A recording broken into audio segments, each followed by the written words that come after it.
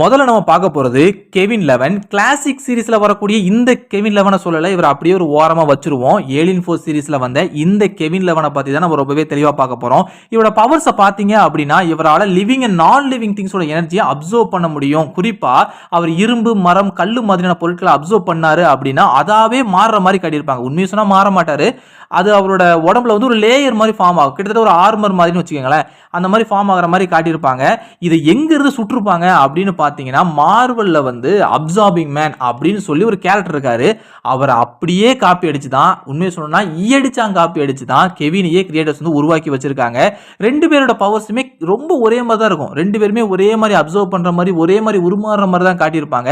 நம்ம கெவினை பார்த்தீங்க அப்படின்னா, அவரை ஏலியன் ஃபோர்ஸ் சீரிஸ்ல தான் இந்த பவரோட காட்டியிருப்பாங்க. ஏலியன் ஃபோர்ஸ் ரிலீஸ் ஆனது வந்து 2008 வருஷத்துல தான் ரிலீஸ் ஆயிருக்கும்.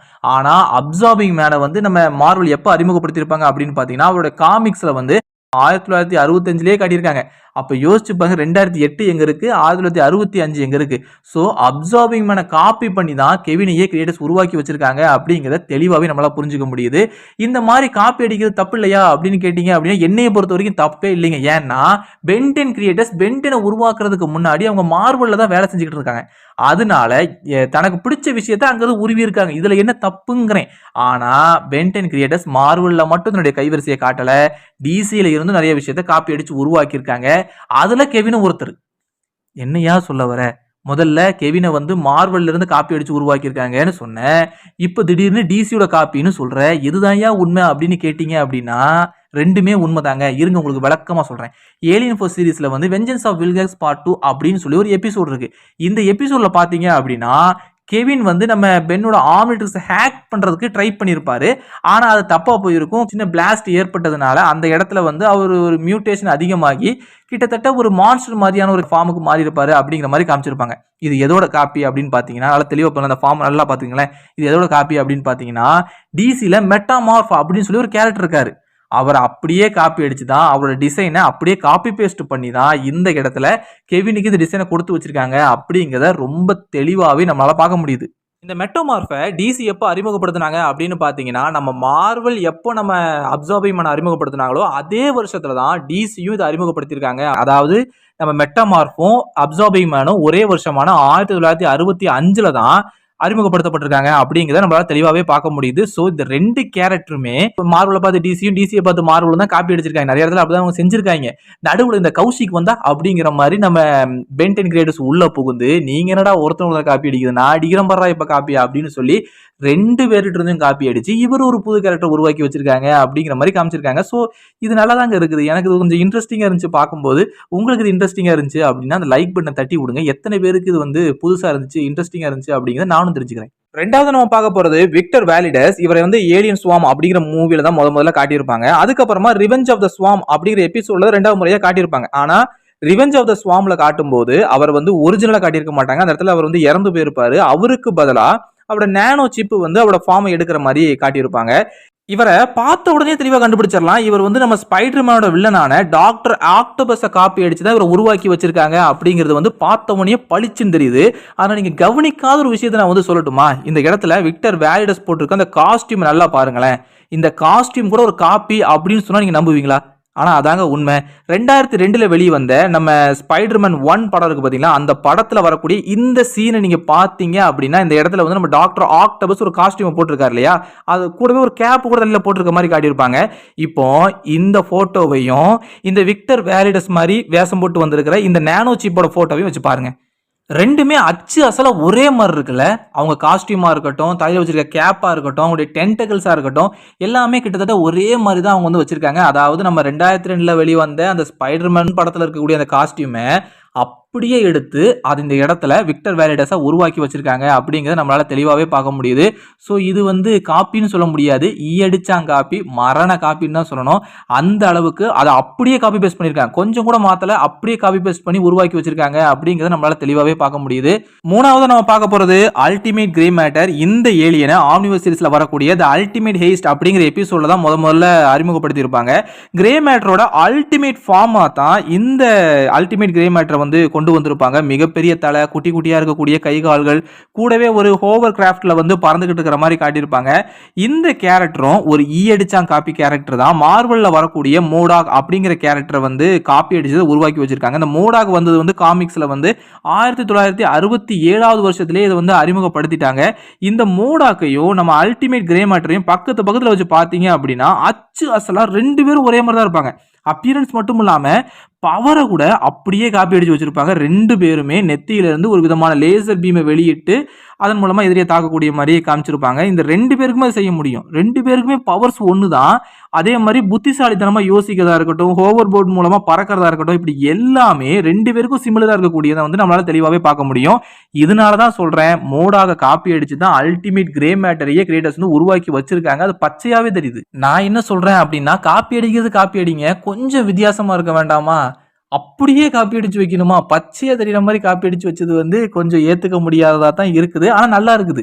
எனக்கு வந்து அல்டிமேட் கிரே மேட்டரோட ஃபார்ம் வந்து ரொம்ப ரொம்ப ரொம்ப பிடிக்கும். உங்களுக்கு எத்தனை பேருக்கு பிடிக்கும் அப்படிங்கிறதையும் கமெண்ட் பாக்ஸ்ல சொல்லுங்க. 4வது நம்ம பார்க்க போறது வேபிக். இந்த ஏலியனை 2007வது வருஷம் வெளிவந்த Ben 10 secret of the Omnitrix அப்படிங்கிற மூவில தான் முதல்ல அறிமுகப்படுத்தியிருப்பாங்க. ஃபர்ஸ்ட் டைம் இந்த ஏலியன் அந்த மூவில நான் பார்க்கும்போது எனக்கெல்லாம் பயங்கரமா புல்லரிச்சிருச்சுங்க. அந்த அளவுக்கு ஒரு நல்ல கேரக்டர் ஆர்க் கொடுத்து தான் இந்த வேபிக்கே உள்ள வந்து அறிமுகப்படுத்தியிருப்பாங்க. அது மட்டும் இல்லாமல் இதோட பவர்ஸா இருக்கட்டும், இதோட அப்பியரன்ஸா இருக்கட்டும், எல்லாமே மரண மாசா இருக்கும். எனக்கு அது ரொம்பவே பிடிச்சிருந்துச்சு. அது மட்டும் இல்லாமல் எல்லாத்துக்கும் மேல கிளாசிக்லயே மிக பயங்கரமான வில்லனான வில்கேக்ஸை அசால்ட் தோக்கடிக்கிற மாதிரி காட்டியிருப்பாங்க. அந்த அளவுக்கு இந்த ஏலியனை வந்து ரொம்பவே ஒரு பவர்ஃபுல்லான ஒரு ஏலியன் அப்படிங்கிற மாதிரி காட்டியிருப்பாங்க.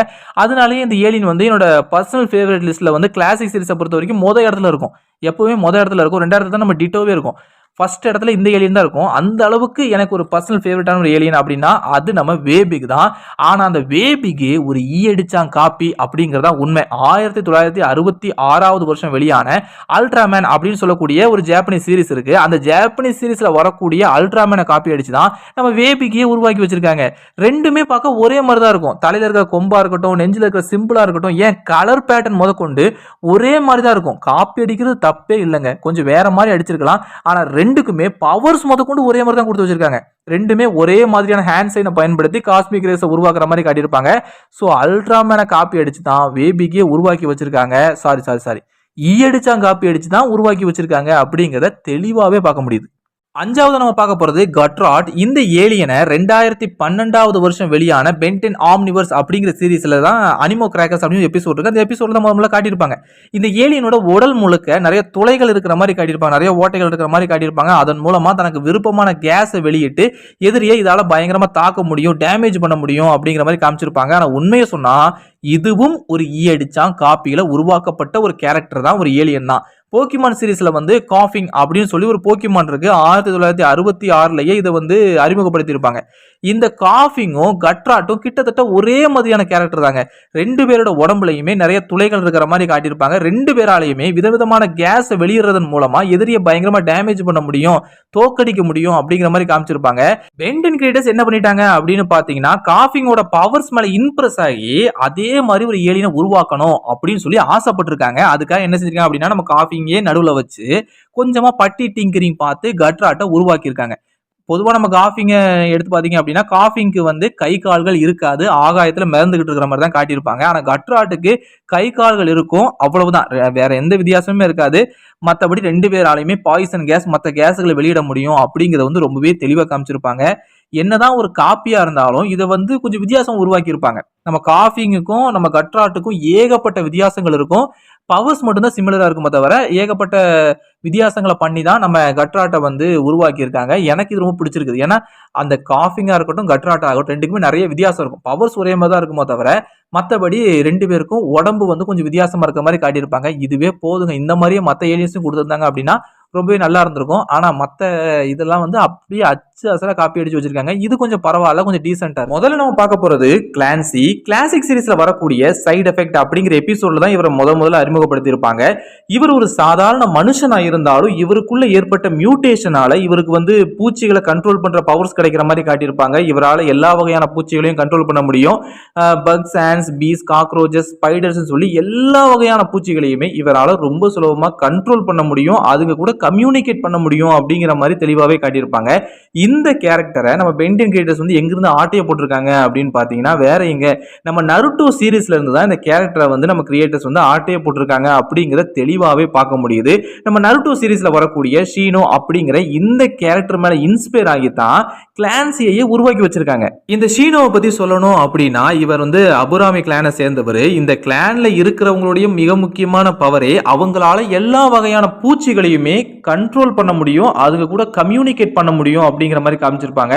அந்த பூச்சிகளை பயன்படுத்தி இதனோட எதிரிகளை வந்து இவங்களால பயங்கரமா டேமேஜ் பண்ண முடியும். நிறைய வார்ல கூட இதை பயன்படுத்துற மாதிரி காட்டியிருப்பாங்க. இதுதான் இவங்களோட மெயின் பவரே. இதை அப்படியே காப்பி அடிச்சு தான் நம்ம பென்டென் கிரியேட்டர்ஸ் என்ன செஞ்சிருப்பாங்க அப்படின்னா கிளான்சியே உருவாக்கி வச்சிருப்பாங்க. ரெண்டு பேரோட பவருமே சிமிலரா தான் இருக்கும். அதுலயும் முக்கியமா நீங்க இந்த சீன்ல பாத்தீங்க அப்படின்னா நம்ம கிளான்சி என்ன செஞ்சிருப்பாரு அப்படின்னா தன்னுடைய கைகளை நீட்டி கைக்குள்ள இருந்து அந்த பூச்சிகளை வந்து தன்னுடைய கைக்குள்ள இருந்தே வர வைக்கிற மாதிரி காட்டியிருப்பாங்க. இது அப்படியே உங்களால நருட்டோவிலையும் பார்க்க முடியும். நருட்டோவில் பார்த்தீங்க அப்படின்னா ஷீனோ இதே மாதிரி தன்னுடைய கையை நீட்டு வர அவருடைய கைகளுக்குள்ள இருந்து அந்த பூச்சிகள் வர மாதிரி காட்டியிருப்பாங்க. இதை அப்படியே காப்பி அடிச்சு தான் பென்டென் கிரியேட்டர்ஸ் என்ன செஞ்சிருக்காங்க அப்படின்னா இந்த இடத்துல வச்சிருக்காங்க அப்படிங்கிறத தெளிவாகவே பார்க்க முடியுது. ஸோ கிளான்சி வந்து ஒரு ஈயடிச்சாங் காப்பியில் உருவாக்கப்பட்ட ஒரு கேரக்டர் அப்படிங்கிறத நம்மளால தெளிவாகவே புரிஞ்சுக்க முடியுது. ரெண்டாவது நம்ம பார்க்க போறது ராத். இது என்னோட பர்சனல் ஃபேவரட்டான ஒரு ஏலியன். இதோட டிசைன், பவர்ஸ் எல்லாமே எனக்கு ரொம்ப பிடிக்கும். முக்கியமாக இதோட குழந்தைத்தனமான பேச்சா இருக்கட்டும், அந்த சண்டையா இருக்கட்டும், அது எல்லாமே எனக்கு ரொம்ப பிடிக்கும். எனக்கு ரொம்ப பிடிச்ச ஒரு ஏலியன் அப்படின்னு தான் சொல்லணும். நீங்கள் கான் ஆஃப் ராத் அப்படிங்கிற எபிசோடில் பார்த்தீங்க அப்படின்னா அவ்வளவு பிரச்சனையை பண்ணிக்கிட்டு ரொம்ப சாதாரணமாக நம்ம சாப்பிட போகலாமா அப்படின்னு சொல்லி கேட்டிருக்கோம். அதே மாதிரி நீங்கள் பிரிசனர் நம்பர் 775 மிஸ்ஸிங் அப்படிங்கிற எபிசோடில் பார்த்தீங்க அப்படின்னா அது கீழே விழுந்து ஒரு பெரிய பள்ளம் உருவாகி இருக்குங்க. அந்த பள்ளத்துக்கிட்ட போய் சண்டை போட்டுக்கிட்டு இருக்கும். ரொம்பவே குழந்தைத்தனமாக இது நடக்கிற மாதிரியே காட்டியிருப்பாங்க. ஓகே, நம்ம டாப்பிக்கை விட்டு வேற எங்கேயோ போகிறோம்னு நினைக்கிறேன். ஸோ நம்ம டாப்பிக்குள்ளே வந்துருவோம். இந்த ராத்தை வந்து பென்டென் கிரியேட்டர்ஸ் எங்கேருந்து இன்ஸ்பயர் ஆகி உருவாக்கியிருக்காங்க அப்படின்னு பார்த்தீங்கன்னா அதே நருட்டோ சீரீஸ்லேருந்து தான் இந்த கேரக்டரையும் இவங்க சுட்டிருக்காங்க அப்படிங்கிறத நம்மளால் தெளிவாகவே பார்க்க முடியுது. எங்கேருந்து அப்படின்னு பார்த்தீங்கன்னா நருட்டோ கிளாசிக் சீரீஸில் வந்து a clash of fate you can bring me down அப்படின்னு சொல்லி ஒரு எபிசோட் இருக்குங்க. இந்த எபிசோடில் பார்த்தீங்க அப்படின்னா மிசுகி அப்படின்னு சொல்லக்கூடிய ஒரு வில்லனை வந்து காட்டியிருப்பாங்க. இவர் என்ன பண்ணியிருப்பாரு அப்படின்னு பார்த்தீங்கன்னா அதிகமான சக்தி அடையிறதுக்காக நம்ம ஓரோச்சி மாதிரி இருக்கார் பார்த்தீங்களா, அவர் கண்டுபிடிச்ச ஒரு மருந்தை வந்து இவர் குடிச்சிருப்பாரு. அந்த மருந்து இவருக்கு அதிகமான சக்தியை கொடுக்கறதோட சேர்த்து இந்த ஃபார்மையும் கொடுத்துருக்கோம். அதாவது பாதி புலி பாதி மனுஷன் அப்படிங்கிற மாதிரி இந்த ஒரு ஃபார்மை வந்து கொடுத்துருக்கோம். இதை பார்த்த பென்டென் கிரியேட்டர்ஸ் வந்து பயங்கரமா இம்ப்ரெஸ் ஆகி போய் இதைத்தான்ப்பா நான் தேடிக்கிட்டு இருந்தேன்னு சொல்லி அந்த கேரக்டரோட டிசைனை அப்படியே காப்பி பேஸ்ட் பண்ணி கொஞ்சமா பட்டிட்டிங்கரையும் பார்த்து புதுசாக ஒரு கேரக்டரை உருவாக்கிட்டாங்க. அதுதான் நம்ம ராத். ஸோ நம்ம ராத்தும் ஒரு ஈயடிச்சாங் காப்பியில் உருவாக்கப்பட்ட ஒரு கேரக்டர் தான் அப்படிங்கிறத இந்த இடத்துல தெளிவாகவே நம்மளால் பார்க்க முடியுது. இந்த இடத்துல காட்டப்பட்ட அந்த மிசுகி அப்படிங்கிற வில்லனோட டிசைனை அப்படியே நம்ம ராத்து கொடுத்து வச்சிருக்காங்க. ரெண்டு பேரையும் பாருங்களேன், அச்சஸ்லாம் ஒரே மாதிரி இருக்கும். ஒரு சில மாற்றங்கள் தான், தலையில் இருக்கிற முடி அப்புறம் அந்த காது அப்படின்னு சொல்லி ஒரு சில விஷயங்கள்லாம் மாற்றமாக இருக்குமோ தவிர நிறைய விஷயம் இவங்களுக்கு சிமிலராக இருக்கிற மாதிரி தான் காட்டியிருப்பாங்க. சந்தேகமே வேண்டாங்க, இந்த மிசுகிங்கிற கேரக்டரை காப்பி அடிச்சு தான் நம்ம பென்டென் கிரியேட்டர்ஸ் என்ன செஞ்சிருக்காங்க அப்படின்னா இந்த கேரக்டரை உருவாக்கி வச்சிருக்காங்க, நம்ம ராத்தையே உருவாக்கி வச்சிருக்காங்க.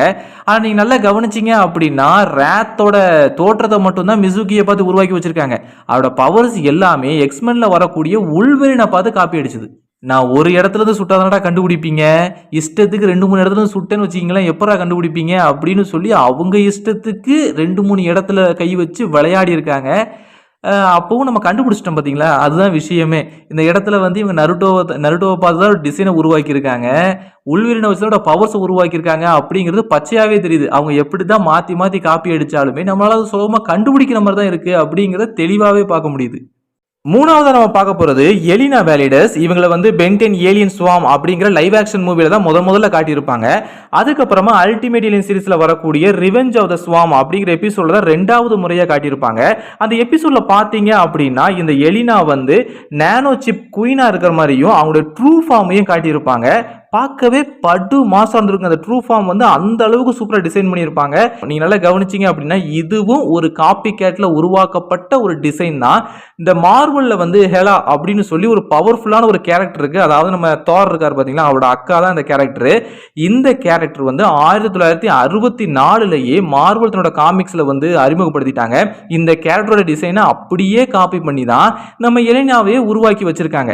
ஆனால் இதை ஈயடிச்சாங் காப்பி அப்படின்னு சொல்லி நம்மளால சொல்லவே முடியாது. ஏன்னா 2 பேருக்குமே நிறைய வித்தியாசங்களை வந்து காட்டி இருப்பாங்க. ஸோ இதை வந்து ஒரு ஈயடிச்சாங் காப்பின்னு சொல்ல முடியாது. இருந்தாலும் பச்சையா தெரியுதுங்க. 2 கேரக்டருமே ஒண்ணு தான் அப்படிங்கிறத பார்த்த உடனேயே பச்சையாவே தெரியுது. அதனால தான் இத இந்த லிஸ்ட்லயே சேர்த்து விட்டுருக்கேன். 4வது நம்ம பார்க்க போறது ஜூலி. ஜூலி வந்து ஒரு சாதாரண ஹியூமன் தாங்க. ஆனா அவங்க கிட்ட ஒரு ஸ்பெஷலான ஒரு பெட் இருக்கு. அதுதான் நம்ம ஷிப். ஷிப் வந்து ஒரு டாக் லைக் கேல்வனிக் மெக்கம் ஆஃப் ஏலியன் ஃபோர்ஸ் சீரிஸ்ல வரக்கூடிய டோன்ட் ஃபியர் த ரிப்போ அப்படிங்கிற எபிசோட்ல பாத்தீங்க அப்படின்னா ஷிப் என்ன செஞ்சிருக்கோம் அப்படின்னா நம்ம ஜூலியோட உடம்புல ஒரு ஆர்மர் மாதிரி ஃபார்ம் ஆகி கடைசியில ஒரு பவர்ஃபுல்லான சூட் மாதிரி மாறுற மாதிரி காட்டியிருப்பாங்க. இந்த சூட்டுக்குள்ள இருக்கிற ஜூலியால இந்த சூட்டை ரொம்ப சுலபமா கண்ட்ரோல் பண்ண முடியும். அதுக்குள்ள இருக்கிற வெப்பன்ஸை கூட இவங்களால கண்ட்ரோல் பண்ண முடியும் அப்படிங்கிற மாதிரி காட்டியிருப்பாங்க. கூடவே ஜூலியால அந்த சூட்டுக்குள்ள இருக்கும்போது பறக்க முடியும் அப்படின்னு சொல்லி தி அல்டிமேட் எனிமி பார்ட் 2 அப்படிங்கிற எபிசோட்ல ரொம்பவே தெளிவாக காமிச்சிருப்பாங்க. இன்னும் ஏகப்பட்ட பவர்ஸ் வந்து இந்த சூட்டுக்கு இருக்கு அப்படிங்கிறது தான் உண்மை. அதை ரொம்ப தெளிவாகவே காட்டியிருப்பாங்க. ஆனா இந்த சூட்டு கூட ஒரு காப்பி அடிச்சு உருவாக்கப்பட்ட ஒரு சூட் தான் அப்படிங்கிறத நம்மளால தெளிவாகவே பார்க்க முடியுது. எங்க இருந்து காப்பி அடிச்சிருக்காங்க அப்படின்னு பார்த்தீங்கன்னா நம்ம மார்வல்ல வரக்கூடிய அயன்மேன், நிறைய பேரோட ஃபேவரட் சூப்பர் ஹீரோவா இருக்கக்கூடிய அயன்மேனோட சூட்டை காப்பி அடிச்சு தான் இந்த சூட்டையே உருவாக்கி வச்சிருக்காங்க அப்படிங்கிறத நம்மளால தெளிவாகவே பார்க்க முடியாது. நிறைய இடத்துல வந்து இவங்க தெளிவாகவே காட்டியிருக்காங்க. ஸோ சந்தேகமே வேண்டாம், அயன்மேனோட சூட் மேலே இன்ஸ்பயர் ஆகி தான் இந்த சூட்டை அவங்க உருவாக்கி வச்சிருக்காங்க. ஆனால் ரெண்டுக்குமே அப்பியரன்ஸ் வந்து பார்த்தீங்க அப்படின்னா டோட்டலாக வேற மாதிரி இருக்கும். நிறைய வித்தியாசங்களை பண்ணி வச்சிருப்பாங்க. அதனால தான் இது வந்து ஒரு ஈயடிச்சான் காப்பி அப்படின்னு சொல்ல முடியல. ஆனால் ரெண்டு இதோட பவர்ஸுமே ஒன்று தாங்க. இதுல இருந்தும் அதிகமான வெப்பன்ஸை வர வைக்க முடியும், அதுல இருந்தும் அதிகமான வெப்பன்ஸை வர வைக்க முடியும். இதை வச்சும் பறக்க முடியும், அதை வச்சும் பறக்க முடியும். இதுக்கும் டியூரபிலிட்டி ஜாஸ்தி, அதுக்கும் டியூரபிலிட்டி ஜாஸ்தி. இதுல இருந்து எனர்ஜி பிளாஸ்டர்ஸை வர வைக்க முடியும், அதுல இருந்து எனர்ஜி பிளாஸ்டர் வர வைக்க முடியும் சொல்லி இப்படி நிறைய ஒற்றுமைகள் வந்து இருக்கு அப்படிங்கிறதுனால தான் இந்த லிஸ்ட்லேயே சேர்த்து வச்சிருக்கேன். ஸோ அயன்மேனோட சூட்டை காப்பி அடிச்சு தான் இந்த டிசைனையே கிரியேட்டர்ஸ் கொடுத்து வச்சிருக்காங்க அப்படிங்கிறது நம்மளால தெளிவாகவே பார்க்க முடியுது. இதுவும் ஒரு காப்பி கட் சம்பவம் தான். 5வது நம்ம பார்க்க போறது ஹீட் பிளாஸ்ட். ஆம்னிட்ரிக்ஸ் கைக்கு கிடைச்ச உடனே பென் டெனிசன் வந்து முதல்ல டிரான்ஸ்ஃபார்ம் ஆன ஒரு ஏலியன் அப்படின்னா அது நம்ம ஹீட் பிளாஸ்ட் தாங்க. பார்க்கறதுக்கே செம்ம மாசா இருந்திருக்கும். அப்படிப்பட்ட இந்த ஏலியனும் ஒரு ஈயடிச்சாங்காப்பில உருவாக்கப்பட்ட ஒரு டிசைன் தான் அப்படிங்கிறது நம்மளால தெளிவாகவே பார்க்க முடியுது. இதோட தோற்றத்தை பார்த்தீங்க அப்படின்னா இதோட தலையில வந்து நெருப்பு எரிஞ்சுக்கிட்டு இருக்கிற மாதிரியும் மண்டையோடு வெளியே தெரிகிற மாதிரியும் காட்டியிருப்பாங்க. இந்த டிசைனை எங்கிருந்து காப்பி அடிச்சிருப்பாங்க அப்படின்னு பார்த்தீங்கன்னா மார்வல்ல வந்து கோஸ்ட் ரைடர் அப்படின்னு சொல்லி ஒரு ஃபேமஸான ஒரு கேரக்டர் இருக்குங்க. அதோட டிசைனை அப்படியே காப்பி பேஸ்ட் பண்ணி தான் சில மாற்றங்களை மட்டும் பண்ணியிருக்காங்க.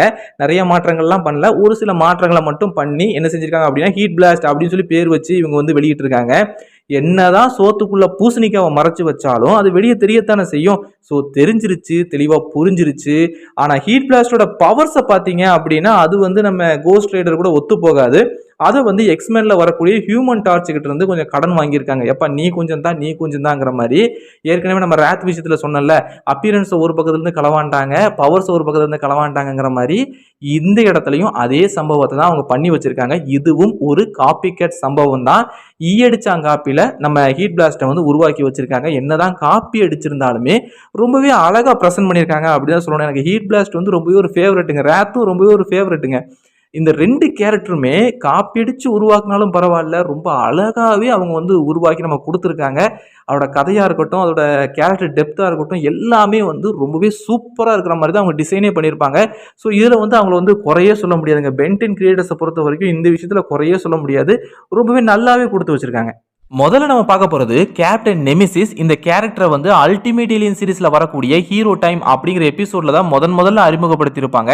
இவருக்குன்னு தனியா பவர்ஸ்னு எதுவுமே கிடையாதுங்க. அவர் உடம்புல போட்டிருக்கிற அந்த சூட்டு தான் அவருக்கு அதிகமான ஸ்ட்ரென்த்தையும் டியூரபிலிட்டியும் கொடுக்குது அப்படின்னு சொல்லி அந்த சீரீஸ்லயே ரொம்ப தெளிவாகவே காட்டியிருப்பாங்க. அந்த சூட் மட்டும் இல்லை அப்படின்னா இவர் ஒரு சாதாரண மனுஷன் தான் அப்படிங்கிறதையும் தெளிவாகவே கன்ஃபார்ம் பண்ணியிருக்காங்க. இந்த கேரக்டரை பென் டெனிசனோட வில்லனா தான் வந்து அறிமுகப்படுத்தியிருப்பாங்க. ஆரம்பத்தில் வந்து ஒரு ஹீரோ மாதிரி காட்டியிருந்தாலுமே கடைசியில வில்லன் அப்படின்னு சொல்லி முடிச்சு வச்சிருப்பாங்க. சரி, விஷயத்துக்கு வருவோம். பென் 10 கிரியேட்டர்ஸ் இந்த கேரக்டரை எங்கிருந்து சுற்றுப்பாங்க அப்படின்னு பார்த்தீங்கன்னா நிறைய பேர் வந்து அயன்மேன் அப்படின்னு சொல்லி சொல்லுவீங்க. கிட்டத்தட்ட இவருடைய பேக்ரவுண்ட்லாம் பார்க்கும்போது அயன்மேன் மாதிரி தான் இருக்கும். ஆனால் அது உண்மையே கிடையாது. இந்த கேரக்டர் வந்து அயன்மேனை பார்த்து காப்பி அடிக்கல. அதுக்கு பதிலாக டிசியில் வரக்கூடிய அடோனிஸ் அப்படிங்கிற இந்த கேரக்டரை பார்த்து காப்பி அடிச்சு தான் நம்ம கேப்டன் நெமிசிஸையே கிரியேட்டர்ஸ் உருவாக்கி வச்சிருக்காங்க. ஒன்றும் இல்லைங்க, 2 பேரையும் பக்கத்து பக்கத்தில் வச்சு பாருங்களேன், உங்களுக்கே புரியும். ஏகப்பட்ட ஒற்றுமைகளை உங்களால் தெளிவாவே பார்க்க முடியும். தலையில இருக்கிற ஹெல்மெட்டா இருக்கட்டும், செஸ்ட்ல இருக்கிற அந்த சிம்பிளா இருக்கட்டும், இவ்வளவு ஏன் 2 பேரோட சூட்டுமே கிட்டத்தட்ட ஒரே மாதிரி தான் காமிச்சிருப்பாங்க. ஸோ சந்தேகமே வேண்டாம், டிசியில் வரக்கூடிய இந்த அடோனிஸை பார்த்து தான் கேப்டன் நெமிசிஸையே கிரியேட்டர்ஸ் உருவாக்கி வச்சிருக்காங்க. அது நமக்கு தெளிவாகவே புரியுது. ஏன் அப்படி சொல்கிறேன் அப்படின்னு பார்த்தீங்கன்னா, டிசியில் அடோனிஸை காட்டினது வந்து 2003ஆம் வருஷத்துலேயே அவங்க வந்து அறிமுகப்படுத்திட்டாங்க. ஆனால் மேன் ஆஃப் ஆக்ஷன் வந்து 2010 தான் கேப்டன் நெமிசிஸையே அறிமுகப்படுத்தியிருக்காங்க. இதுலேருந்தே தெளிவாக புரிஞ்சுக்க முடியுது, கேப்டன் நெமிசிஸ் ஒரு ஈயடிச்சாங்காப்பியில் உருவாக்கப்பட்ட கேரக்டர். ரெண்டாவது நம்ம பார்க்க போறது ஜேரட். ஏலியன் ஃபோர்ஸ் சீரிஸ்ல வரக்கூடிய கான் ஆஃப் ராத் அப்படிங்கிற எபிசோட்ல தான் இவரை முதல்ல அறிமுகப்படுத்தி இருப்பாங்க. பார்க்கிறதுக்கு நரகத்திலிருந்து வந்த டெவில் மாதிரியே இருப்பாருங்க. சிகப்பு கலர்ல பூதாகரமான ஒரு உடலோட இவரை வந்து காட்டி இருப்பாங்க. இவரை எங்க இருந்து ஆட்டைய போட்டாங்க அப்படின்னு பாத்தீங்கன்னா, அதே டிசில இருந்து தாங்க இவரையும் தூக்கி இருக்காங்க. நீங்க டிசில பாத்தீங்க அப்படின்னா ட்ரைகான் அப்படின்னு சொல்லி ஒரு கேரக்டர் இருக்கிற மாதிரி காட்டியிருப்பாங்க. ரொம்பவே பவர்ஃபுல்லான ஒரு வில்லன். டிசி யூனிவர்ஸ்ல இருக்கக்கூடிய ஏகப்பட்ட உலகங்களையும் டைமென்ஷன்களையும் தனக்கு கீழே கொண்டு வந்து அடிமையா அவங்கள ஆளுக செய்யற மாதிரி தான் காட்டியிருப்பாங்க. ரொம்பவே பவர்ஃபுல்லான ஒரு கேரக்டர். அப்படிப்பட்ட இந்த கேரக்டரை காப்பி அடிச்சு தான் சாரி ஈயடிச்சான் காப்பி அடிச்சு தான் நம்ம ஜேரட்டியே கிரியேட்டர்ஸ் வந்து உருவாக்கி வச்சிருக்காங்க. சந்தேகம் இருந்துச்சு அப்படின்னா 2 பேரையும் பக்கத்து பதில் வச்சு பாருங்களேன், உங்களுக்கே புரியும். இவரோட உடம்பும் சிகப்பு கலர்ல இருக்குது, அவரோட உடம்பும் சிகப்பு கலர்ல இருக்குது. இவரோட தலைமுடியும் வெள்ளை கலர்ல இருக்குது, அவரோட தலைமுடியும் வெள்ளை கலர்ல இருக்குது. அது மட்டும் இல்லாம 2 பேருமே சட்டை போடல. நல்லா பாருங்களேன், 2 பேருமே சட்டை போடல. இடுப்புக்கு கீழே ஒரு கோவணம் மாதிரி கட்டியிருக்காங்க. இது 2 பேருமே செஞ்சிருக்காங்க. அப்போ யோசிச்சு பாருங்களேன், அப்படியே காப்பி பண்ணியிருக்காங்க. அதாவது ஈயடிச்சாங்காப்பின்னு சொல்லுவாங்களா, அது இதுதான். அப்படியே காப்பி பண்ணியிருக்காங்க. சந்தேகமே வேண்டாம், இது ஒரு ஈயடிச்சாங்காப்பி தான். டிசியில் வந்து ட்ரைகானை வந்து 1980களிலேயே அறிமுகப்படுத்திட்டாங்க. ஆனால் பென்டென் சீரீஸில் பார்த்தீங்க அப்படின்னா இந்த ஜேரட்டை வந்து 2008வது வருஷத்தை தான் அறிமுகப்படுத்தியிருப்பாங்க. அப்படியே காட்டினா எங்க பிரச்சனை வந்துருமோ அப்படின்னு நினைச்சு நம்ம பென்டன் கிரியேட்டர்ஸ் என்ன செஞ்சிருக்காங்க அப்படின்னா, கொஞ்சமா பட்டி டிங்கரிங் பார்த்து நம்ம ட்ரைகானுக்கு தொப்பையெல்லாம் போட வச்சு கடைசியில் ஒரு புது கேரக்டர் மாதிரி டிசைன் பண்ணி ஜேரட் அப்படின்னு பேரை வச்சு வெளியிட்டு இருக்காங்க அப்படிங்கிறத தெளிவாகவே பார்க்க முடியுது. இருந்தாலும் அந்த டிசைன் எனக்கு பிடிச்சிருக்கு அப்படின்னாலும் இது வந்து முழுக்க முழுக்க ஒரு காப்பி அடிச்சு உருவாக்கப்பட்ட கேரக்டர் அப்படிங்கிறதையும் நம்மளால தெளிவாகவே பார்க்க முடியுது. மூணாவது நம்ம பார்க்க போறது வில்கேக்ஸ். பென்டென் கிளாசிக் சீரிஸோட முதல் எபிசோடான அண்ட் தென் தேர் வேர் 10 அப்படிங்கிற எபிசோட்ல தான் இவர் முதல்ல காட்டியிருப்பாங்க. அதாவது பென்டென் சீரீஸ்லயே முதல்ல காட்டப்பட்ட ஒரு கேரக்டர் அப்படின்னா அது வில்கேக்ஸ் தான், அதில் சந்தேகமே வேண்டாம். உண்மையை சொன்னோம் அப்படின்னா கிளாசிக் சீரிஸோட ஹார்ட் பீட்டே இவர் தாங்க, அதில் சந்தேகமே வேண்டாம். அந்த அளவுக்கு ஒரு மாசான வில்லனாக தான் இவர் வந்து காட்டியிருப்பாங்க. இவரை பிடிக்காத பென்டென் ஃபேன்ஸ் அப்படின்னு யாருமே இருக்க மாட்டாங்க. அந்த அளவுக்கு பென்டென் ஃபேன்ஸ் அப்படின்னு சொன்னாலே இவருக்கு ஃபேனாக தான் கண்டிப்பாக இருப்பாங்க. ஆனால் இடையில எந்த கரப்பாம்பூச்சி கண்டுபிடிச்சோ தெரில, இவரை வந்து பயங்கர டம்மியாகவே கொண்டு போயிருப்பாங்க. ஆம்னிவர்ஸ்லாம் இவரை வந்து படு மோசமாக காட்டியிருப்பாங்க. சரி, விஷயத்துக்கு வருவோம். வில்கேக்ஸோட தோற்றத்தை பார்த்தீங்க அப்படின்னா அவரோட கை கால்கள் எல்லாமே நார்மலாக தான் இருக்கும். ஆனா அவரோட தலையை பார்த்தீங்க அப்படின்னா பார்க்கிறதுக்கு ஒரு ஆக்டோபஸ் மாதிரியே இருக்கிற மாதிரி காட்டியிருப்பாங்க. இவரை எங்கிருந்து ஆட்டைய போட்டாங்க அப்படின்னு பார்த்தீங்கன்னா பைரட்ஸ் ஆஃப் த கரேபியன்ல வரக்கூடிய டேவி ஜோன்ஸை அப்படியே காப்பி அடிச்சு தான் நம்ம வில்கேக்ஸையே கிரியேட்டர்ஸ் வந்து உருவாக்கி வச்சிருக்காங்க அப்படிங்கிறத நம்மளால தெளிவாகவே பார்க்க முடியுது. டேவி ஜோன்ஸை வந்து 2003லயே நம்ம பைரட்ஸ் ஆஃப் த கரேபியன்ல அறிமுகப்படுத்திட்டாங்க. ஆனா வில்கேக்ஸை வந்து 2005ல தான் கிரியேட்டர்ஸ் வந்து அறிமுகப்படுத்தியிருப்பாங்க. இதுல இருந்தே தெளிவா புரிஞ்சுக்க முடியுது, நம்ம வில்கேக்ஸே ஒரு காப்பி கேட் சம்பவம் தான், அதுல சந்தேகமே கிடையாது. காப்பியா இருந்தாலும் ரொம்பவே நல்லா இருக்கு, எனக்கு பிடிச்சிருக்குங்க. எனக்கு வந்து இந்த வில்கேக்ஸோட டிசைனா இருக்கட்டும், அவருடைய கேரக்டர் ஆர்க்கா இருக்கட்டும், எல்லாமே எனக்கு ரொம்ப பிடிக்கும்.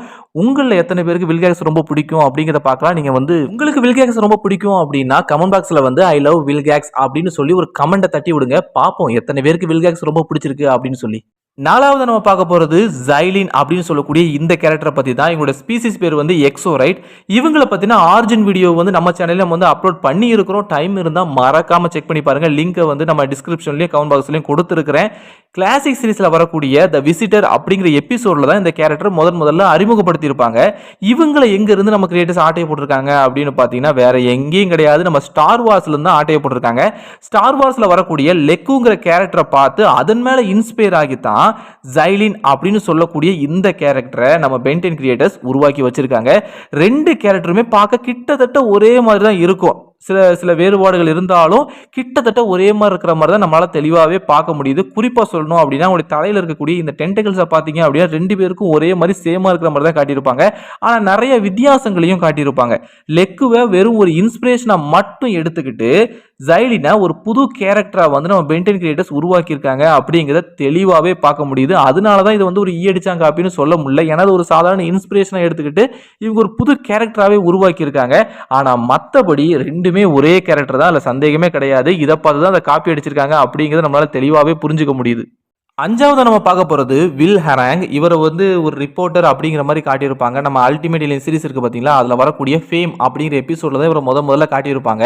உண்மையை சொன்னால் அந்த அல்டிமேட் ஏலியன் சீரிஸோட முதல் எபிசோடே அந்த ஃபேம் அப்படிங்கிற எபிசோடு தான். அதில் இவரை காட்டி தான் ஃபர்ஸ்ட் அந்த எபிசோடே ஸ்டார்ட் பண்ணியிருப்பாங்க.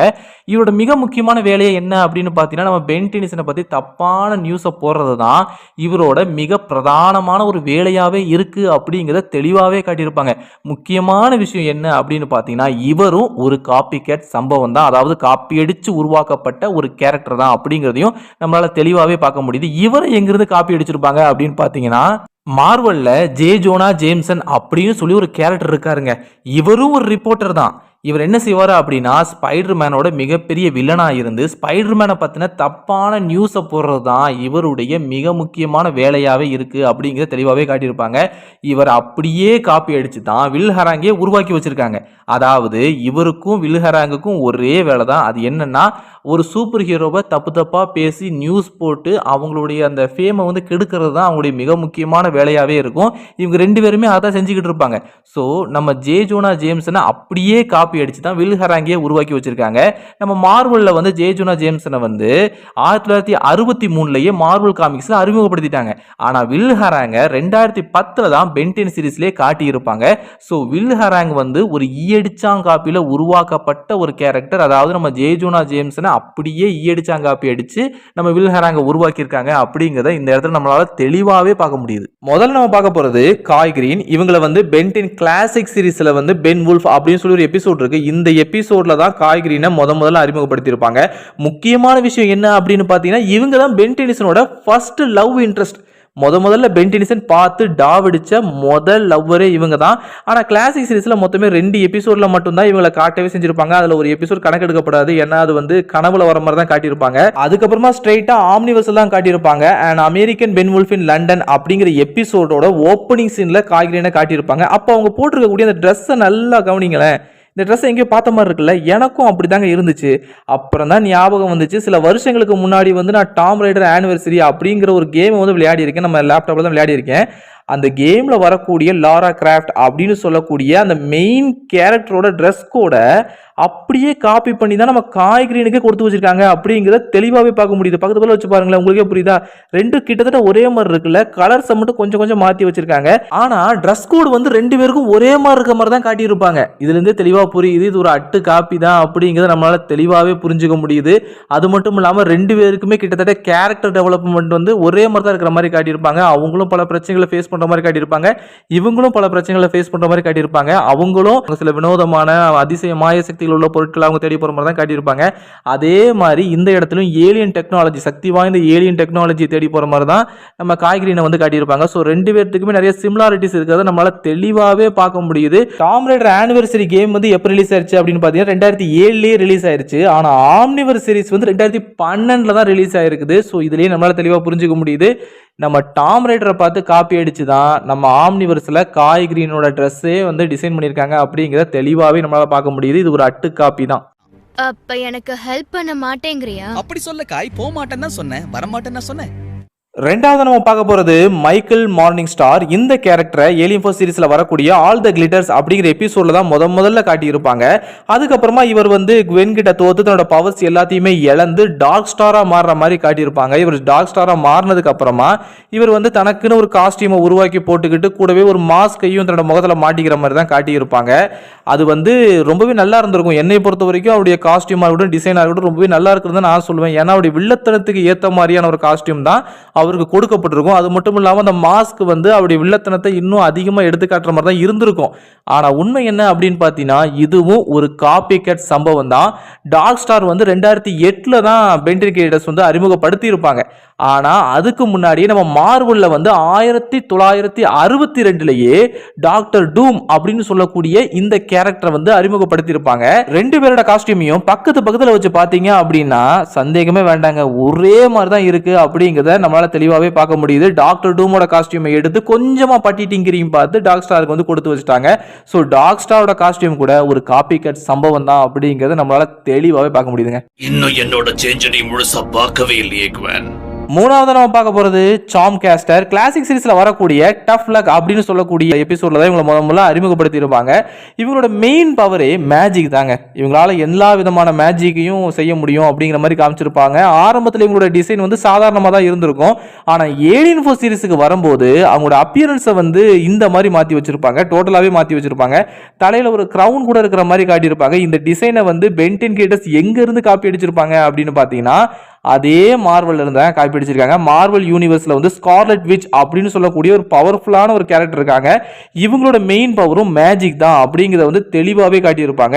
ஸ்கார்லெட் விச்சை வந்து மார்வல் காமிக்ஸ்ல 1964லயே காட்டிட்டாங்க. ஆனா பென்டன் கிரேடஸ் வந்து பென்டன் சீரிஸ்ல நம்ம சாம் காஸ்டர் வந்து 2005ல தான் காட்டியிருப்பாங்க, அறிமுகமே படுத்தியிருப்பாங்க. ஸோ இதுலயே புரிஞ்சுக்க முடியுது ஸ்கார்லெட் விச்சை காப்பி அடிச்சு தான் சாம் காஸ்டரை உருவாக்கி வச்சிருக்காங்க அப்படின்னு சொல்லி. ரெண்டு பேரோட பவர்ஸுமே ஒன்று தாங்க. ரெண்டு பேருமே மேஜிக்கை கண்ட்ரோல் பண்றது தான் அவங்களுடைய மெயின் பவராகவே காட்டியிருப்பாங்க. அது மட்டும் இல்லாம ரெண்டு பேரோட தலையிலையுமே ஒரு விதமான கிரவுன் இருக்கிற மாதிரி காட்டியிருப்பாங்க. எல்லாத்துக்கும் மேல இவங்க ரெண்டு பேருமே தன்னுடைய குடும்பத்தை இழந்தவங்க அப்படிங்கிற மாதிரி காட்டியிருப்பாங்க. அது மட்டும் இல்லாம அந்த குடும்பத்தை திரும்பியும் கொண்டு வரணும், அதாவது இறந்து போன தன்னுடைய குடும்ப நபர்களை வந்து திரும்ப கொண்டு வரணும் அப்படின்னு சொல்லி ஆசைப்படுறவங்க.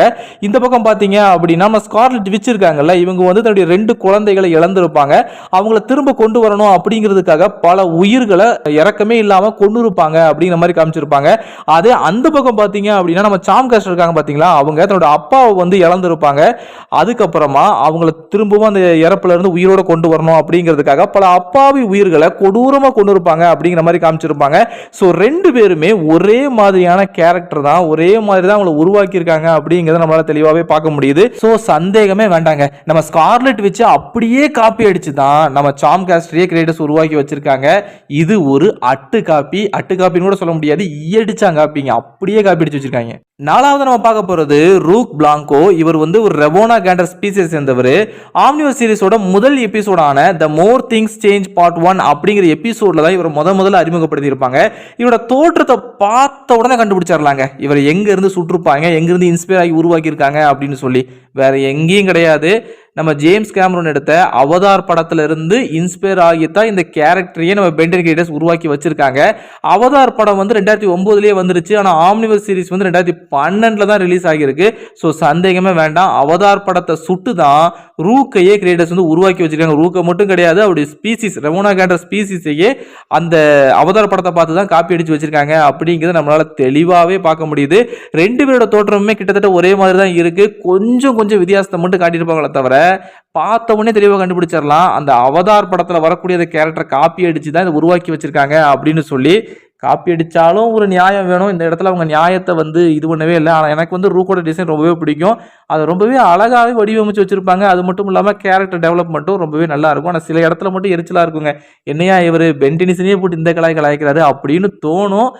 மற்றபடி அந்த கேரக்டரை வந்து ரொம்பவே அழகாக டிசைன் பண்ணி வச்சுருப்பாங்க. உங்களில் எத்தனை பேருக்கு தோணியிருக்கு, அதாவது நம்ம ரூக் வந்து ஏன்டா எப்போ பார்த்தாலும் பென்டனிஸனை வந்து ஓவர்டேக் பண்ண பார்க்குறாரு, ஒருவேளை பொறாமப்படுறாரோ அப்படிங்கிற மாதிரியான எண்ணம் வந்து உங்களுக்கு இது வரைக்கும் வந்திருக்கா இல்லையா அப்படிங்கிறத மட்டும் கமெண்ட் பாக்ஸில் தெரியப்படுத்துருங்க, நானும் தெரிஞ்சுக்கிறேன். பென்னோட ஏலியன்ஸை ஏன் மனிதர்களுக்கு இவ்வளவு பிடிச்சிருக்குன்னு எனக்கு இன்னும் புரியல. ஒரு ஏலியனா பக்கத்துல நான் இருக்கேன், உனக்கு ஏன் இந்த அங்கலாப்புன்றேன்? பென்னோட ரைட் ஹேண்ட் தான் ரூக்ன்ற பேர் போதாதா? கெவினுக்கு அப்புறம் அது முன்னாடி குவென் இருக்கா? அஞ்சாவது நம்ம பார்க்க போறது அல்டிமோஸ். கிளாசிக் சீரிஸ்ல வரக்கூடிய தி கலாக்டிக் என்ஃபோர்சர்ஸ் அப்படிங்கிற எபிசோட்ல தான் இவர் முதல்ல அறிமுகப்படுத்தி இருப்பாங்க. அந்த எபிசோடு வந்து 2006ல தான் ரிலீஸ் ஆயிருக்கும். ஆனா வெறித்தனமான டிசி ஃபேன்ஸுக்கு தெரியும் இந்த அல்டிமோஸ் ரெண்டு பேருக்குமே ஸ்ட்ரென்த் டியூரபிலிட்டி வந்து ரொம்பவே அதிகம். அது மட்டும் இல்லாம ரெண்டு பேருக்குமே ஹீட் விஷன் பவர் இருக்கிற மாதிரி காட்டியிருப்பாங்க. கூடவே ரெண்டு பேருக்குமே ஐஸ் பிரீத் பவர் இருக்கிற மாதிரி காட்டியிருப்பாங்க. எல்லாத்துக்கும் மேல ரெண்டு பேராலையுமே பறக்க முடியும் அப்படிங்கிற மாதிரி காமிச்சிருப்பாங்க. அது மட்டும் இல்லாம ரெண்டு பேருக்குமே பயங்கரமான வீக்னஸ் அப்படின்னா நம்ம சூப்பர்மேனுக்கு வந்து கிரிப்டனைட் வந்து ஒரு மிகப்பெரிய வீக்னஸ் அப்படிங்கிற மாதிரி காமிச்சிருப்பாங்க. கிரிப்டனைட் அவர் கிட்ட கொண்டு போய் போட்டுட்டோம் அப்படின்னா அவர் பயங்கரமா வீக் ஆயிடுவாரு. அவருக்குள்ள இருக்க எல்லா சோலார் எனர்ஜியுமே அவரை விட்டு போய் ரொம்பவே வீக் ஆகி ரொம்பவே பலவீனமாயிருவாரு அப்படிங்கிற மாதிரி காமிச்சிருப்பாங்க. அதே இந்த இடத்துல அல்டிமோஸை பார்த்தீங்க அப்படின்னா சாக்லேட் வந்து அவருக்கு ஒரு மிகப்பெரிய மிக பயங்கரமான வீக்னஸ். அது மட்டும் அவர் சாப்பிட்டுட்டாரு அப்படின்னா டோட்டலாகவே அவர் தோத்து போயிடுவாரு, பயங்கர வீக் ஆயிடுவாரு அப்படிங்கிற மாதிரி காமிச்சிருப்பாங்க.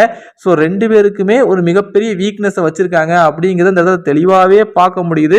ஸோ நம்ம சூப்பர்மேனை காப்பி அடிச்சு தான் அல்டிமோஸை உருவாக்கி வச்சிருக்காங்க அப்படிங்கிறத இந்த இடத்துல இதன் மூலமா நம்மளால தெளிவாகவே புரிஞ்சுக்க முடியுது. முதல்ல நம்ம பார்க்க போறது பெஸ்கி டஸ்ட் அப்படின்னு சொல்லக்கூடிய இந்த ஏலியனை பத்தி தான். ஆம்னிவர் சீரிஸ்ல வரக்கூடிய அவுட் பிரேக் அப்படிங்கிற எபிசோட்ல தான் இந்த ஏலியனை முதல்ல அறிமுகப்படுத்தியிருப்பாங்க. இது ஒரு ஃபெய்ரி லைக் ஏலியன். இந்த ஏலியனை டிசைன் பண்ணது வந்து நம்ம ஸ்டீவன் சாய் அப்புறம் சாப்பியாப் அப்படின்னு சொல்லக்கூடிய இந்த ரெண்டு பேர் தான் டிசைன் பண்ணியிருப்பாங்க. இந்த ஏலியனுக்கு பெஸ்கி டஸ்ட் அப்படிங்கிற பேரை கொடுத்தது யாரு அப்படின்னு பார்த்தீங்கன்னா நம்ம டெரிக் ஜே வாட் தான் பேரையே கொடுத்திருப்பாரு. இந்த ஏலியனும் ஒரு காப்பி கேட் ஏலியன் தான், காப்பி கேட் சம்பவம் தான் அப்படிங்கிறதான் உண்மை. இதை எங்கிருந்து இன்ஸ்பயர் ஆகி உருவாக்கி இருப்பாங்க அப்படின்னு பார்த்தீங்கன்னா நம்ம டிஸ்னி இருக்கு பார்த்தீங்கன்னா, அந்த டிஸ்னிக்கு கீழே வந்து டிங்கர் பெல் அப்படின்னு சொல்லி 2008 ஒரு படம் வந்திருக்கு.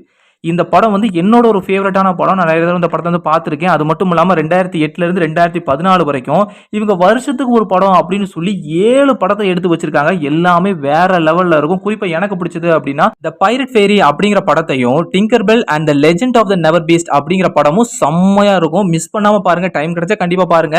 இந்த படத்துல வரக்கூடிய டிங்கர் பெல் அப்படிங்கிற அந்த கேரக்டர் மேல இன்ஸ்பயர் ஆகி தான் பெஸ்கி டஸ்ட் அப்படிங்கிற இந்த ஏலியனை வந்து கிரியேட்டர்ஸ் உருவாக்கி வச்சிருக்காங்க. ரெண்டு பேரையுமே நீங்க பக்கத்து வச்சு பாருங்களேன், வேற ஒண்ணுமே செய்ய வேண்டாம். பக்கத்து பதில் வச்சு பாருங்களேன், முகத்தை பார்க்காதீங்க. அதுக்கு பதிலாக உங்களுடைய காஸ்டியூமை பாருங்க. ரெண்டு பேரோட காஸ்டியூமே பச்சை கலர்ல இருக்கிற மாதிரி காட்டியிருப்பாங்க. அது மட்டும் இல்லாம இலையோட வடிவத்தில் இருக்கிற மாதிரி காட்டியிருப்பாங்க. இவங்க ரெண்டு பேருக்குமே 4 ரெக்கைகள் இருக்கிற மாதிரி காட்டியிருப்பாங்க. இப்படி நிறைய விஷயங்கள் வந்து இவங்களுக்குள்ள ஒத்து போகிற மாதிரி ரொம்ப தெளிவாகவே காட்டியிருப்பாங்க. கூடவே பெஸ்கி டஸ்ட் அப்படிங்கிற அந்த பேரை கூட இந்த படத்துல இருந்து தான் அவங்க சுட்டிருக்காங்க அப்படிங்கிறத நம்மளால தெளிவாகவே பார்க்க முடியுது. டிங்கர் பெல் அப்படிங்கிற இந்த படத்தை நீங்க பார்த்தீங்க அப்படின்னா எல்லா ஃபேரிக்குமே ரெக்க இருந்திருக்கும், ஆனா அவங்களுக்கு வந்து பறக்க முடியாது. ஸோ அவங்க என்ன பண்ணுவாங்க அப்படின்னு பார்த்தீங்கன்னா பிக்ஸி டஸ்ட் அப்படின்னு சொல்லக்கூடிய ஒரு விதமான டஸ்ட் அவங்க என்ன செய்வாங்க அப்படின்னா அதோட ரெக்கையில வந்து தூவி விட்டுக்குவாங்க. அப்படி செய்யறதன் மூலமா அந்த பிஸ்கி டஸ்டோட உதவியின் மூலமா இவங்களால பறக்க முடியும் அப்படின்னு சொல்லி தெளிவாகவே காட்டியிருப்பாங்க. இவங்க பறக்கிறதுக்கு மட்டும் இல்லாம அந்த கிராமத்துல இருக்கக்கூடிய அத்தனை பேரும் வெயிட்டான ஒரு பொருளை தூக்கணும் அப்படின்னா அதுக்கு இந்த பெஸ்கி டஸ்ட்டை அந்த பொருள் மேல தூவி விட்டுருவாங்க. அப்படி தூவி விடுறதன் மூலமா அந்த பொருள் வந்து ரொம்பவே லேஸ் ஆகி வானத்துல மிதக்க ஆரம்பிச்சிடும். அதன் மூலமா தான் அவங்க வந்து வெயிட்டான பொருளையே ஒரு இடத்துல இருந்து இன்னொரு இடத்துக்கு வந்து மாத்தி வைப்பாங்க அப்படிங்கிறதையும் தெளிவாகவே காமிச்சிருப்பாங்க. ஸோ இந்த பிக்ஸி டஸ்டோட பவர் என்ன அப்படின்னு பார்த்தீங்கன்னா வெயிட்டான ஒரு பொருளை வந்து ரொம்பவே லேஸ் ஆக்கி பறக்க வைக்கும். அதுதான் அதோட மிக முக்கியமான பவராகவே இருக்கும். அதை யூஸ் பண்ணி தான் ஃபேரிஸ் எல்லாருமே பறக்கவும் செய்யறாங்க. இந்த பிஸ்கி டஸ்ட் அப்படிங்கிற பேரை கொஞ்சமா பட்டி டிங்கரிங் பார்த்து தான் பெஸ்கி டஸ்ட் அப்படின்னு சொல்லி பேரையே மாத்தி இந்த ஏலியனுக்கு வச்சிருக்காங்க அப்படிங்கிறதையும் தெளிவாகவே பார்க்க முடியுது. ஸோ பேரையும் டிசைனையும் ஒரே இடத்துல இருந்தா கிரியேட்டர்ஸ் வந்து காப்பி அடிச்சே வச்சிருக்காங்க. ஆனா இந்த ஏலியனோட பவர்ஸை பார்த்தீங்க அப்படின்னா இதுக்கும் நம்ம பிக்ஸி ஹாலோவில் இருக்கவங்களுக்கும் சம்பந்தமே இருக்காது. டோட்டலா வேற மாதிரி தான் காமிச்சிருப்பாங்க. இதால ஸ்லீப்பிங் டஸ்ட்டை போட்டு மற்றவங்களை தூங்க வைக்க முடியும் அப்படிங்கிற மாதிரி தான் காமிச்சிருப்பாங்க. ஸோ இதுக்கும் அதுக்கும் சம்பந்தம் இல்லை பார்த்தீங்களா. ஸோ இந்த பவர்ஸ் அவங்க எங்கிருந்து காப்பி அடிச்சிருப்பாங்க அப்படின்னு பார்த்தீங்கன்னா வேற எங்கேயும் கிடையாது. நம்ம போக்கிமான் சீரிஸ்ல வந்து பட்டர் ஃப்ரீ அப்படின்னு சொல்லி ஒரு போக்கிமான் இருக்கு.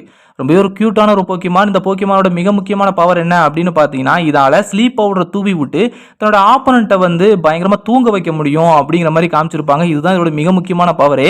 இந்த பவரை அப்படியே எடுத்து கொஞ்சமா பட்டி டிங்கரிங் பார்த்து தான் பெஸ்கி டஸ்டோட பவராகவே இவங்க வந்து மாற்றி வச்சிருப்பாங்க. பெஸ்கி டஸ்டாலும் பறந்துக்கிட்டு ஸ்லீப் பவுடரை எதிரி மேலே தூவி விட்டு அவங்கள பயங்கரமா தூங்க வைக்க முடியும் அப்படின்னு சொல்லி தெளிவாகவே காமிச்சிருப்பாங்க. ஸோ போக்கிமானை பார்த்தும் சில விஷயத்தை வந்து கிரியேட்டர்ஸ் காப்பி அடிச்சிருக்காங்க அப்படிங்கிறதுல சந்தேகமே வேண்டாம். இந்த இடத்துல பட்டர் ஃப்ரீயை பார்த்து தான் இந்த பவரை இவங்க வந்து உருவாக்கி வச்சிருக்காங்க. நம்ம முதல்ல பார்த்தோம் பார்த்தீங்களா டிங்கர் பெல். இது ரிலீஸ் ஆனது வந்து 2008 வருஷத்துல தான் ரிலீஸ் ஆயிருக்கு. அதே மாதிரி நம்ம போக்கிமான்ல வந்து பட்டர் ஃப்ரீயை காட்டினது 1997 காட்டிட்டாங்க. ஸோ டிங்கர் பெல்ல இருந்து அந்த டிசைனையும் பிஸ்கி டஸ்ட் அப்படிங்கிற பேரையும் மட்டும் எடுத்துக்கிட்டாங்க. அதே மாதிரி போக்கிமான்ல இருந்து பட்டர் ஃப்ரீயோட பவர்ஸை மட்டும் எடுத்து 2012 தான் இவங்க அந்த பிஸ்கி டஸ்ட் அப்படிங்கிற ஏலியனையே உருவாக்கி வச்சிருக்காங்க. இதுக்கு மேல நான் எதையும் சொல்ல வேண்டிய தேவையில்லை அப்படின்னு நினைக்கிறேன். உங்களுக்கே புரிஞ்சிருக்கும். பிஸ்கி டஸ்ட் அப்படின்னு சொல்லக்கூடிய இந்த ஏலியன் வந்து காப்பி கேட் சம்பவம் தான் அப்படிங்கிறதுல சந்தேகமே இல்லை. ரெண்டாவது நம்ம பார்க்க போறது ரேட் அப்படின்னு சொல்லக்கூடிய இந்த ஏலியனை பத்தி தான். இந்த ஏலியனை ஆம்னிவர் சீரிஸ்ல வரக்கூடிய have I got a deal for you அப்படிங்கிற எபிசோட்ல தான் முதல்ல காட்டியிருப்பாங்க. உண்மையை சொன்னா குரூப்ல டூப்பு அப்படிங்கிற மாதிரி தான் காட்டியிருப்பாங்க. நிறைய ஏலியன்ஸ் வேடிக்கை பார்த்துக்கிட்டு இருக்கும். அது கூடவே இந்த ஏலியன் ஒரு ஓரமா நிக்கிற மாதிரி தான் காட்டியிருப்பாங்க. அதுக்கப்புறமா சீசன் 3 வரும்போது தான் ரேட் அப்படின்னு சொல்லி ஒரு எபிசோடையே கொடுத்து அதுல இந்த ஏலியனுக்கு மிகப்பெரிய முக்கியத்துவத்தை கொடுத்திருப்பாங்க அப்படிங்கிறதையும் பார்க்க முடியுது. இந்த ஏலியனோட டிசைனை பார்த்தீங்க அப்படின்னா பார்த்தாலே தெரியுது, டக்கை பேஸ் பண்ணி தான் இந்த ஏலியனை வந்து உருவாக்கி வச்சிருக்காங்க. முழுக்க உடலமைப்பே ஒரு வாத்து மாதிரி தான் இருக்கும். ஸோ இந்த ஏலியனை வாத்தை பேஸ் பண்ணி தான் உருவாக்கி வச்சிருக்காங்க அப்படிங்கிற நமக்கு தெளிவாகவே தெரியுது. ஆனால் இந்த டிசைனை வந்து எங்கிருந்து காப்பி அடிச்சிருப்பாங்க அப்படின்னு பார்த்தீங்கன்னா, மார்வல்ல வந்து ஹவர் த டக் அப்படின்னு சொல்லி ஒரு கேரக்டர் இருக்கு. இது மேல இன்ஸ்பயர் ஆகி தான் கிரியேட்டர்ஸ் என்ன செஞ்சிருக்காங்க அப்படின்னா ரேட் அப்படின்னு சொல்லக்கூடிய இந்த ஏலியனையே பென்டென் சீரிஸ்ல உருவாக்கி வச்சிருக்காங்க. ரெண்டு பேருக்குமே நிறைய ஒற்றுமைகளை நம்மளால பார்க்க முடியும். குறிப்பா சொல்லணும் அப்படின்னா ரெண்டு பேராலையுமே வெப்பன்ஸை வந்து ரொம்ப சுலபமாக யூஸ் பண்ண முடியும். டெக்னாலஜி சம்பந்தப்பட்ட பொருட்களை கையாளுறதா இருக்கட்டும், கோவப்படுறதா இருக்கட்டும், எல்லா பிரச்சனைகளுக்கு நடுவில் ரொம்பவே சுலபமா கூட முடிவெடுக்கிறதா இருக்கட்டும், தக்கு காட்டுறதா இருக்கட்டும், இப்படி நிறைய விஷயத்துல வந்து ரெண்டு பேருக்குமே நிறைய சிமிலரான விஷயங்கள் இருக்கிற மாதிரி காட்டியிருப்பாங்க. ஸோ மார்வல்ல வரக்கூடிய ஹவர் த டக் மேல இன்ஸ்பயர் ஆகி தான் இந்த ஏலியன் வந்து உருவாக்கி வச்சிருக்காங்க. இந்த ஹவர் த டக் வந்து 1986லயே அறிமுகப்படுத்தப்பட்டிருக்கு நம்ம மார்வல்ல. ஆனா பென்டென் கிரியேட்டர்ஸ் வந்து 2012ல தான் இந்த ரேட் அப்படிங்கிற ஏலியனையே அறிமுகப்படுத்துறாங்க. ஸோ சந்தேகமே வேண்டாம், ஹவர் த டக் மேல இன்ஸ்பயர் ஆகி தான் ரேட் அப்படிங்கிற இந்த ஏலியனையே கிரியேட்டர்ஸ் உருவாக்கி வச்சிருக்காங்க. மூணாவது நம்ம பார்க்க போறது பெசல் அப்படின்னு சொல்லக்கூடிய இந்த கேரக்டரை பத்தி தான். இவரை வந்து ஆம்னிவர் சீரிஸ்ல வரக்கூடிய தேர்ட் டைம்ஸ் சாம் அப்படிங்கிற எபிசோட தான் முதல்ல அறிமுகப்படுத்தியிருப்பாங்க. இவரை பத்தி பேசுறதுக்கு நிறைய விஷயம் இருக்குது. நான் இவருக்குன்னே ஒரு தனி வீடியோ போட ட்ரை பண்றேன். இப்போ விஷயத்துக்கு வருவோம். இவரை முதல்ல பார்த்தப்பவே இவர் எங்கேயோ பார்த்த மாதிரி இருக்குது, இதுக்கு முன்னாடி வேற ஏதாவது சீரிஸ்ல பார்த்த மாதிரி இருக்கு அப்படின்னு சொல்லி யோசிச்சுக்கிட்டே இருந்தேன். கடைசியில் தான் கண்டுபிடிச்சேன். நான் வந்து சின்ன வயசுல டீன் டைட்டன்ஸ் அப்படின்னு சொல்லி ஒரு சீரிஸ் பார்த்திருக்கேன். அந்த சீரிஸ்ல பார்த்தீங்க அப்படின்னா ஒரு கேரக்டர் வரும், அதை காப்பி அடிச்சு தான் இவரை உருவாக்கி வச்சிருப்பாங்க. அந்த டீன் டைட்டன்ஸ் அப்படிங்கிற சீரிஸ்ல வந்து the sum of his parts அப்படின்னு சொல்லி ஒரு எபிசோட் இருக்கு. அந்த எபிசோட்ல வந்து மம்போ அப்படின்னு சொல்லக்கூடிய ஒரு வில்லனை வந்து காட்டியிருப்பாங்க. இந்த மம்போவையும் பிரேசலையும் பக்கத்துல வச்சு பார்த்தீங்க அப்படின்னா உங்களுக்கே தெளிவா புரிஞ்சிடும். ரெண்டு பேருக்கும் நிறைய ஒற்றுமைகள் இருக்கிறத உங்களால பார்க்க முடியும். குறிப்பா நான் சொல்லணும் அப்படின்னா அவங்களுடைய கூர்மையான மூக்கு இது ரெண்டு பேருக்கும் ஒரே மாதிரி தான் இருக்கும். அது மட்டும் இல்லாம தலையிலையும் சின்லையும் இருக்கக்கூடிய நரைச்ச முடி அதுவும் இவங்களுக்கு ரெண்டு பேருக்கும் ஒரே மாதிரி தான் இருக்கும். ஸோ இவங்க ரெண்டு பேரும் ஒரே கேரக்டர் தான். அது மட்டும் இல்லாம ரெண்டு பேரோட ட்ரெஸ்ஸையும் பார்த்தீங்க அப்படின்னா மேஜிக் சம்பந்தப்பட்ட ட்ரெஸ் தான் இவங்க போட்டுக்கிற மாதிரி காட்டியிருப்பாங்க. இவங்க ரெண்டு பேரோட மெயின் எபிலிட்டியுமே மேஜிக் தான் அப்படிங்கிறதையும் தெளிவாகவே கன்ஃபார்ம் பண்ணியிருக்காங்க. இது எல்லாமே வச்சு பார்க்கும்போது மம்போவை காப்பி அடிச்சு தான் பேசலையே கிரியேட்டர்ஸ் உருவாக்கி வச்சிருக்காங்க அப்படிங்கிறத நம்மளால தெளிவாகவே பார்க்க முடியுது. ஆனால் எனக்கே இதில் ஒரு ட்விஸ்ட் இருக்கு. அது என்ன அப்படின்னு பார்த்தீங்கன்னா இந்த ரெண்டு கேரக்டரையும் பற்றின டீட்டெயில்டா பார்க்கும்போது தான் ஒரு விஷயம் தெரிஞ்சிச்சு. அது என்னன்னா ரொம்ப வருஷத்துக்கு முன்னாடி நம்ம டெரிக் ஜே வாட் இருக்காரு பார்த்தீங்களா, அவர் என்ன சொல்லியிருக்காரு அப்படின்னா பென்டென் சீரிஸ்ல இருக்கக்கூடிய இந்த பேசல் அப்படிங்கிற அந்த கேரக்டர் வந்து டிசியில் இருக்கக்கூடிய மம்போ அப்படிங்கிற அந்த கேரக்டரோட பேரல் வெர்ஷன் அப்படிங்கிறத வந்து அவர் தெளிவாகவே கன்ஃபார்ம் பண்ணியிருக்காரு. அதாவது இந்த பேசல் அப்படிங்கிற அந்த கேரக்டர் வந்து வேற ஒரு யூனிவர்ஸ்ல இருக்கக்கூடிய மாம்போ அப்படிங்கிறத வந்து தெளிவாகவே சொல்லியிருக்காங்க. அது மட்டும் இல்லாமல் டீன் டைட்டன்ஸ்ல வரக்கூடிய இந்த மம்போவுக்கும் பென்டென் சீரிஸ்ல வரக்கூடிய இந்த பேசலுக்கும் ஒரே தான் வாய்ஸ் கொடுத்திருக்காங்க. நம்ம டாம் கென்னி அப்படிங்கிற ஒரே ஆள் தான் இந்த ரெண்டு பேருக்குமே வாய்ஸ் கொடுத்திருக்காரு. அதாவது நான் இங்கிலீஷ்ல சொல்றேன், ரெண்டு பேருக்கும் ஒரே ஆள் தான் வாய்ஸ் கொடுத்திருக்காரு. ஸோ இந்த ரெண்டு கேரக்டர் ஒன்று தான், வேற டைம்லைன்ல இருக்காங்க அப்படிங்கிறத, அதாவது வேற யூனிவர்ஸ்ல இருக்காங்க அப்படிங்கிறத வந்து தெளிவாகவே கன்ஃபார்ம் பண்ணியிருக்காங்க. ஸோ இதை காப்பின்னு சொல்றதா இல்லை என்னன்னு சொல்றதுன்னு எனக்கே தெரிலங்க. நீங்களாவது ஒரு சொல்லுங்களேன், இது காப்பியா இல்லையாங்க? நாலாவது நம்ம பார்க்க போறது ஸ்பைடர் மங்கி அப்படின்னு சொல்லக்கூடிய இந்த ஏலியனை பத்தி தான். இந்த ஏலியனை எங்கிருந்து காப்பி அடிச்சு உருவாக்கியிருக்காங்க அப்படிங்கிறத நான் உங்களுக்கு சொல்ல வேண்டிய தேவையே கிடையாது. ஃபேன்ஸ் எல்லாருக்குமே ரொம்ப நல்லாவே தெரியும். நம்ம ஸ்பைடர் மேனை காப்பி அடிச்சு தான் இந்த ஸ்பைடர் மங்கி அப்படின்னு சொல்லக்கூடிய இந்த ஏலியனை கிரியேட்டர்ஸ் வந்து உருவாக்கி வச்சிருக்காங்க. நம்ம ஸ்பைடர் மேன் மாதிரியே ஸ்விங் பண்றது, எலாஸ்டிக்கா சண்டை போடுறதுன்னு நிறைய விஷயத்த வந்து ரெண்டு பேருமே ஒரே மாதிரி தான் பண்ணுவாங்க. நம்ம ஸ்பைடர் மேன் கையில இருந்து வெப் வரும், அதே நேரத்தில் நம்ம ஸ்பைடர் மங்கிக்கு வந்து வால்ல இருந்து வெப் வரும். அவ்வளவுதாங்க வித்தியாசம், வேற எந்த வித்தியாசமே கிடையாது. மற்றபடி ஸ்ட்ரென்த்தா இருக்கட்டும், டியூரபிலிட்டியா இருக்கட்டும், ஸ்பீடுன்னு சொல்லி எல்லா விஷயத்திலையுமே ரெண்டு பேருமே ஒரே மாதிரி தான் இருப்பாங்க. கொஞ்சம் வித்தியாசம் இருக்கலாம், ஆனா மற்றபடி ரெண்டு பேரோட பவர்ஸும் கிட்டத்தட்ட சிமிலரா தான் இருக்கும். கூடவே இந்த ஏலியனுக்கு அல்டிமேட் ஃபார்ம்னு சொல்லியிருப்பாங்க. அல்டிமேட் ஸ்பைடர் மங்கியா இதால டிரான்ஸ்ஃபார்ம் ஆக முடியும். அதுல பாத்தீங்க அப்படின்னா அல்டிமேட் ஸ்பைடர் மங்கிக்கு வந்து எக்ஸ்ட்ராவா 4 சிலந்தி கால்கள் இருக்கிற மாதிரி காட்டியிருப்பாங்க. இது வந்து அயன் ஸ்பைடரோட ஒரு காப்பி. நம்ம ஸ்பைடர் மேனுக்கு வந்து டோனி ஸ்டார்க் வந்து ஒரு சூட்டை உருவாக்கி கொடுத்திருப்பாரு. அந்த சூட்ல வந்து எக்ஸ்ட்ராவா 4 சிலந்தி குழந்தை கால்கள் இருக்கிற மாதிரி காட்டியிருப்பாங்க. அதை அப்படியே காப்பி பண்ணி தான் இந்த இடத்துல அல்டிமேட் ஸ்பைடர் மங்கிக்கு வந்து டிசைன் கொடுத்து வச்சிருக்காங்க அப்படிங்கிறது நம்மளால தெளிவாகவே பார்க்க முடியுது. நம்ம ஸ்பைடர் மங்கி மட்டும் இல்லாம அல்டிமேட் ஸ்பைடர் மங்கி கூட நம்ம ஸ்பைடர்மேனை காப்பி அடிச்சு தான் உருவாக்கி வச்சிருக்காங்க அப்படிங்கிறத நம்மளால தெளிவாகவே பார்க்க முடியுது. அஞ்சாவது நம்ம பார்க்க போறது பில்லி அப்படின்னு சொல்லக்கூடிய இந்த ஏலியனை பத்தி தான். அதோட ஸ்பீசிஸ் பேர் வந்து மேக்ஸோடோமர். கிளாசிக் சீரிஸ்ல வரக்கூடிய கென்டென் அப்படிங்கிற எபிசோட்ல தான் இந்த ஏலியனை முதல்ல அறிமுகப்படுத்தி இருப்பாங்க. பெரிய மூக்கு, தலையில தொப்பி, காது கொஞ்சம் நீளம் அப்படின்னு சொல்லி நிறைய விஷயங்களை வந்து இவங்க காட்டியிருப்பாங்க. கோடு போட்ட சட்டையை வரது போட்டிருக்க மாதிரி டிசைன் பண்ணியிருப்பாங்க. ஒரு ரகமா தான் இருக்குது இல்லையா? இந்த ஏலியனோட டிசைன் எங்கேயோ பார்த்த மாதிரி இருக்குல்ல. எங்கிருந்து சுற்றுப்பாங்க அப்படின்னு பார்த்தீங்கன்னா, the grim adventures of Billy and Mandy அப்படின்னு சொல்லக்கூடிய ஒரு கார்ட்டூன் இருக்கு. அந்த கார்ட்டூன்ல வரக்கூடிய பில்லியை அப்படியே கட் பேஸ்ட் பண்ணி தான் இந்த ஏலியனை வந்து கிரியேட்டர்ஸ் உருவாக்கி வச்சிருக்காங்க. கொஞ்சம் மாறுபாடு பண்ணியிருக்காங்களே தவிர அந்த பில்லியை அப்படியே காப்பி பண்ணி தான் இந்த ஏலியனையே உருவாக்கி வச்சிருக்காங்க. 2 பேரையும் பாருங்களேன், ஒரே மாதிரி மூக்கு, ஒரே மாதிரி தலையில தொப்பி, எல்லாத்துலயுமே ஒரே மாதிரி இருப்பாங்க. பத்தாவதுக்கு அவங்க போட்டுக்க சட்டையை பாருங்களேன், சட்டை கூட ஒரே மாதிரி கோடு போட்ட சட்டை, அதுவும் டிசைன் கூட ஒரே மாதிரி தான் இருக்கு. பச்சையா பளிச்சுன்னு தெரியுது இது வந்து ஈயடிச்சான் காப்பி அப்படின்னு சொல்லி. ஸோ நம்ம பில்லி அண்ட் மேண்டில வரக்கூடிய இந்த பில்லியை காப்பி பண்ணி தான் மேக்ஸோடோமர் அப்படின்னு சொல்லக்கூடிய இந்த ஏலியனையே கிரியேட்டர்ஸ் உருவாக்கி வச்சிருக்காங்க. இது ஒரு ஈயடிச்சான் காப்பியில உருவாக்கப்பட்ட ஒரு ஏலியன்.